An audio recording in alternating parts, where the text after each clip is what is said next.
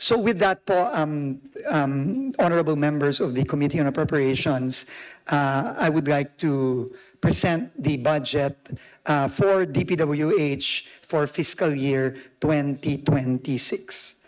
I think there is a short presentation. So, let me just say before I go into the details of the budget that as Chair Mika so clearly spoke about before we were given this opportunity to present, this was not an easy task. This is in fact unprecedented. I don't think this has ever happened before. And we were really working with very limited time. But given the limited time and all the efforts that have been exerted throughout the past couple of days, I think we do have a budget that we can be proud of. It is by no means perfect. There will be some problems still in this budget, but we have tried our best to really address a lot of the issues, not only those issues that have been raised by the President himself, but also by some members of the House of Representatives. So with that po, let me first say that the resubmitted budget of the DPWH, next slide please, is close to 30%, to be exact, 28.9% lower than the originally submitted 881 billion peso budget. It is now 625.7 billion. That is 255 billion approximately lower than the originally proposed budget. This 30% increase has never happened in the past. And I have been informed that this is the lowest budget of the DPWH since 2020. No? Since 2020 po. The 2021 budget of DPWH was already at 770 billion. So this is lower than 2021 and is only higher than the 581.6 billion budget in 2020. So I think that by itself shows the seriousness of the President, no, to really start changing the way things are done at DPWH, beginning with the submission of the national budget to Congress. So let me now proceed to where the 255.5 billion cut came from. And as we all know, next slide please, this came from the a huge chunk of this, no, almost the entirety of the cut came from the 252.5 billion originally allocated for locally funded flood control projects. As everyone is already aware, the President has repeatedly said that he wants the budget for locally funded flood control to be zero for 2026. Ang sabi po ng ating Pangulo, meron na naman tayong ginagawa.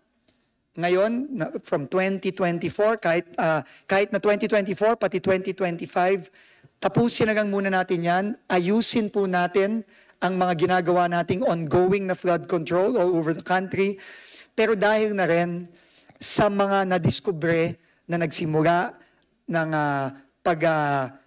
pagsabi niya tungkol dito sa kanyang SONA noong July 28, kasama na rin ng kanyang mga inspeksyon pagkatapos ng SONA at kasama na rin ng mga lumabas pang mga balita tungkol sa mga questionabling flood control projects. Ang rekomendasyon po ng ating mahal na Pangulo for 2026, zero muna tayo. At yun po, sinunod po natin to the letter. Kaya po, wala pong locally funded flood control project dito sa bagong isinumiting budget ng DPWH na nagkakahalagang 625.7 billion pesos. Pero syempre po, meron po tayo, at naiintindihan naman din po ito ng ating Pangulo, meron po tayong roughly about 15.7 billion na foreign-assisted flood control projects.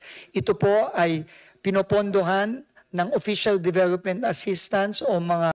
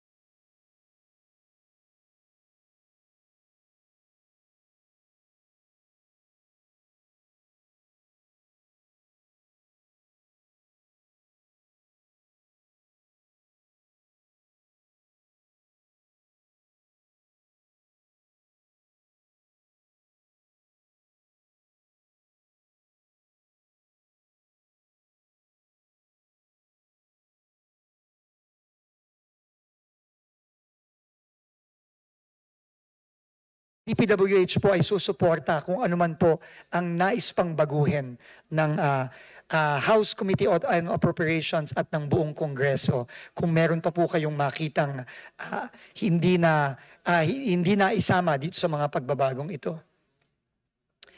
Next slide, please. Now, just to give you an indication po, and I will not go through this, I'm sure you have received the briefings as well already from the Committee on Appropriations. Makikita nyo po, yung blue ay roads, ito po yung mga 001 na projects, roads and bridges. Yung pong green ay flood control at yung iba po ay others. Ito na ho yung mga feasibility studies, mga iba pong mga ibang mga proyekto pa po, no, na nakasama sa DPWH budget. Makikita nyo po, halos wala na po talagang natira sa flood control. As you can clearly see, ang natira na po sa green ay yun lang 15.7 billion na foreign-assisted flood control projects. At dahil po dyan, dumami po ang mga proyekto din natin sa roads and bridges. No? And that is, I think, reflected in the budget as well. Next slide, please.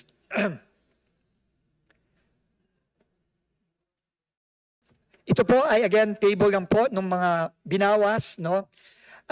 Nagbawas din po tayo ng konti sa ating foreign assisted projects. Ito na rin po ay kasama na rin sa aming mga deliberations with the initiated by the new leadership of DPWH, primarily po on budget utilization po, no? Alam naman po natin, critical din po ang sabi din ng ating Pangulo na kailangan mapakita din po ng lahat ng ahensya ng gobyerno na yung i-allocate na pondo sa iba't ibang mga departamento para sa iba't ibang mga proyekto, mapapatunayan po ng mga ahensyang ito kasama ng DPWH na kaya po itong gastusin ng tama at ng mabilis. No? Very aware po at very strong po ang paniniwala ng ating Pangulo na you have to use it or you lose it. no? Kailangan po, stricto po tayo dyan. Ako po ay nanggaling na rin sa ibang mga ahensya ng gobyerno in the past at yan po ay isang paniniwala ko simulat sa pool pa lang na kailangan ipakita ng mga ahensya na dapat ang kanyang absorptive capacity at ang kanyang kapasidad para mag-implement ng proyekto at i-disburse ng tama ang mga pondong ipinagkaloob sa kanya sa ahensya ng Kongreso ay dapat magamit po ng mabilis at magamit ng tama. So many of these reductions have also taken into consideration that very important principle of government fiscal prudence. No? Next slide, please. Ito din po ang mga nakikita din po natin, no? Ginawa din po namin dito na fiscal prudence. Next slide, please. Ito din po ang mga nakikita din po natin, no? Ginawa din po namin dito na ikinumpira din po namin ang mga previous budgets for general administration and support to operations, at tinignan din po natin kung pwede din po tayong magbawas dito, no? At meron din po tayong mga binawasan diyan, no?